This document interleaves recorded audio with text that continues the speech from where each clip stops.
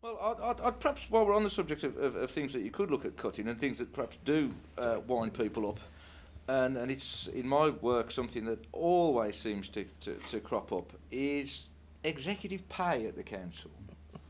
Chief executive, he's not very vulnerable, he's on £157,000 a year.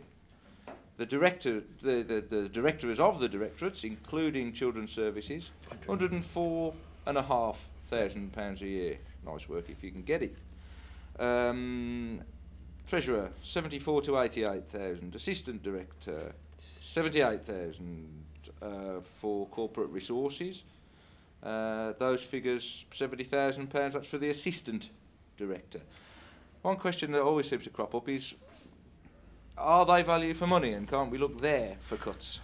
I'll start by answering that, because that's fairly dear to my heart as well. I mean, the interesting from the results... Bearing in mind, and I'll put this into context for the benefit of the people out here, the lowest, sorry to interrupt Pete, but I think it's relevant, the lowest salary that the council pays for a 37 an hour full-time worker is 12,000... Just above minimum wage. Just above £12,000 a year, £12,312 per annum. So the chief exec's on £157,000. The lowest paid council worker gets 12 and a bit grand. Absolutely, and I think you've started to hit on the head exactly where we have to start some of the rebalancing. I'm really pleased you've done that and asked that question, just Martin. Before you answer actually, it, no, I just want to ask you, does that make people angry, that disparity? I should hope it does. Does that bother people out there? Yeah, it might be worth going back and asking your heads of the organisations you're studying as well, what their salary sale is as well. But when we start to look at the chief executive, that salary scale is actually less than comparative chief executives in other authorities, yet is more than the Prime Minister of this country. And whether you voted or would support the Prime Minister or not is down to individual choice. But I'm sure, irrespective, many people would say is the chief executive of a metropolitan borough should not be paid more than the Prime Minister of the country. And you could ask the same question of heads in many of those areas. Now, two very important facts. We've been in power for 7 months, and we're starting to rebalance that, and we will be making announcements over the next weeks over exactly how we do to address that. Are you going to cut the chief Hold on, now, pay? what? If you allow me to finish, Martin, I might be able to get there, and please let me continue. So the first thing we have to do is make the balance between retaining what staff we have, and like I say, chief executives and directors here are actually paid less than what they are in Wolverhampton, Walsall, Sandwell or neighbouring authorities. So if you reduce that significantly, what you will do is actually not be able to retain the staff you've got, whilst looking at those that you do have and being able to retain those services. So we'll be making an announcement with regard to how we aim to restructure at a very senior level at the authority. Now, importantly, at the bottom end, we are working with the trade unions in order that we can start to move towards not a minimum wage culture within our authority, but a living wage culture within our authority. Council speak, when we hear the word restructuring, tends to mean get rid of.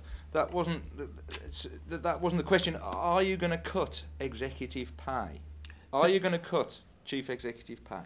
I think watch this space, because I think one of the things going forward, and it's not just about cut, it's about, do you keep in a silo those posts to just serve one authority, or do you start to look outside of that authority? But you're asking people out there to agree to an extra £1 a week on their council tax. We're not. Well, that's probably you as a reporter putting your spin on it, Martin. Proposing no, that with as an respect, option. Martin, we've never asked for people to find an extra £1, and maybe that's part of the very first question comes from consultation. Here you've referred to it as that, as opposed to referendum. No, we've never asked for an extra £1. What we've asked is for their views and the people out there will be involved with that at the moment.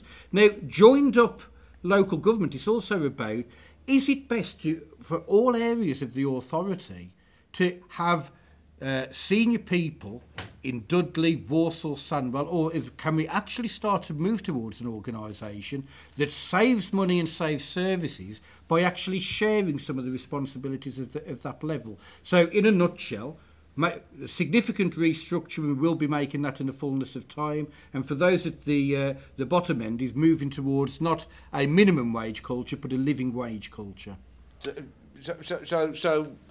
So you're not going to cut chief executive pay or executive pay. You're going to perhaps get rid of a couple instead. The barriers around what you pay a chief executive actually isn't just around Dudley Council, it's part of national terms and conditions.